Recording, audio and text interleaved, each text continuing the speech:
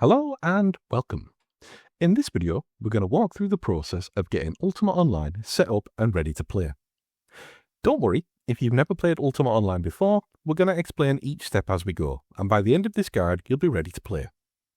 First thing we need to do is head over to UOAlive.com, and from here, we want to tap on the Play Free button in the top right. This is going to give us a few options. We've got the first one, which is the all-in-one recommended client. The second one is the web client. This allows us to play Ultima Online directly through our web browser. And finally, we've got the enhanced client. The enhanced client is intended for OSI players who want something familiar, but there is a dedicated video about installing this client. We're going to install the all-in-one recommended client. This is the classic client, and it is officially sanctioned and kept up to date for Ultima Online. This is the intended way to play. All we're going to do is press the download all-in-one package. This is automatically going to start a download. Once that download's complete, we're going to come back and we're going to look at the next steps. Alright, that's everything downloaded. You'll see here that we've got the UOAlive package.zip. Now this is a zip folder we'll need to extract. So we want to select the file, we want to right click, and we want to press extract all. I've already done this, so let's take a look and see what's inside. Inside you'll find a few subfolders. The first one is the instructions and images. This is the same setup guide, but it's in an image format, so it's great to refer to later on. Next, we've got part 1, the launcher. This is the classic UO launcher, and this is what we're going to use to play the game. The next file is part 2, Razor Enhanced. This is a powerful plugin that allows access to some really great macros and a lot of quality of life changes. This is a very popular plugin, and we're going to include this in the installation. Lastly, we've got the UOAlive game files. This is the Ultima Online client files, and this is what Classic UO will need in order to run the game. We're going to go into part 1, the launcher. Inside here, you'll see the Classic UO launcher.exe. We're going to run that. Okay, we've got the launcher running. So now we've got a couple of options. We've got Play Desktop, which we can't click at the moment because we've not yet set a profile. We've also got the option to play directly on the web browser. We're going to select the profile. And because we've not yet set any profiles, we're going to create a new one. This is now going to ask us to create a profile name. This profile name is only for the Classic UO launcher, and it is not your login username for entering the game.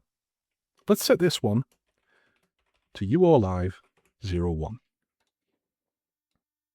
Next, we need to set the game path. This is so the launcher knows where to find the game files. I'm going to select Browse. I'm going to head over to wherever we've got the UOAlive package located. Inside, we're going to grab the UOAlive game files here. We're going to select the folder. You can see here that this is a valid UO folder, and the client version is valid as well. Next, we're going to go down to Server Connection.